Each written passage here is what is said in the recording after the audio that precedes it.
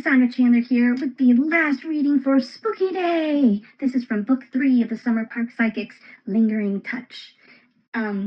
So this is about a psychic private investigator he has the power of psychometry, which means he can touch things and read their history and see what happened around them. In this case, he has broken into the art gallery of his ex, Jazz, and things don't go as planned. The room was cold, colder than the rest of the gallery, colder than it should be. The hairs on his arms were standing on end, even under his coat. He half expected his breath to come out as fog. What the hell? It was probably his imagination. He was already dreading what he had to do. Terrified, actually. He was going to try to read the walls. The chance of him getting anything was slim. He wasn't reading an object, he was reading a wall that had touched an object, and the paintings had been removed months before. The more time passed, the more the energy dissipated. But this was a special case. The paintings that had hung on these walls were covered in blood. Blood put in place while Michael's victims were dying. They watched it flow from their bodies and be spread on the canvas. Sick fucking. Finn was glad Rachel had killed Michael. After reliving the memories of one of Michael's victims every night for 2 months, Finn wanted to kill the guy himself. What he didn't want was to read these walls. He almost hoped he would come up empty, except then he'd be stuck like this indefinitely. At least reading the walls would be safer than reading the paintings. Finn was counting on that.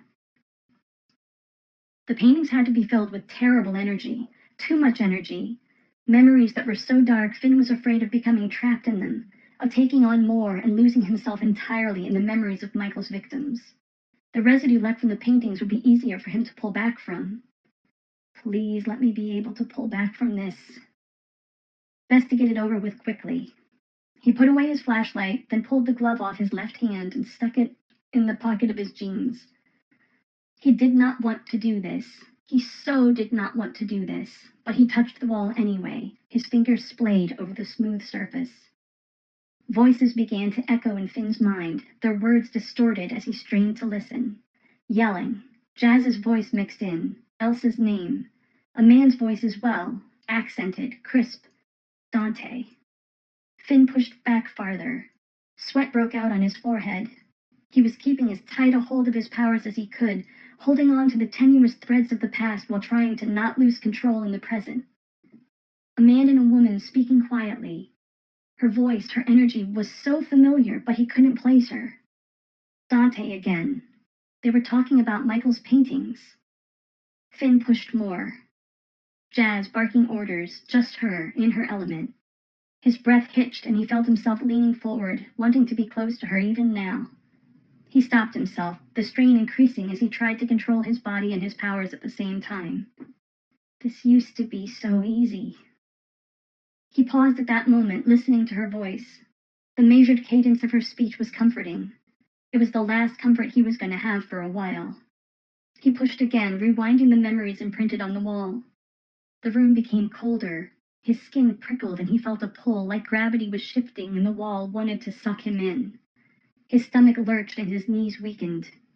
He had felt similar things working some of his early cases, before he had learned how to spot trouble and brace himself for it. Domestic investigations that had gone south. Way, way south. He sensed death, violence, fear. His stomach kept churning. He didn't want to hear anyone die, and if he became lost in the memory, he sure as hell didn't want to experience it with them. At least in his nightmares, he always woke up before the victim died. He couldn't feel his body anymore. The wall was sending out ripples of energy, like it wanted to cleanse itself of the paintings it had touched. Then the ripples became a spiral, pulling him in, thick as tar. Oof, gosh. Yeah, these are definitely some spooky scenes. Finn is in for a lot in this book, so make sure to curl up with a copy, and I'll see you later. Have a good spooky day!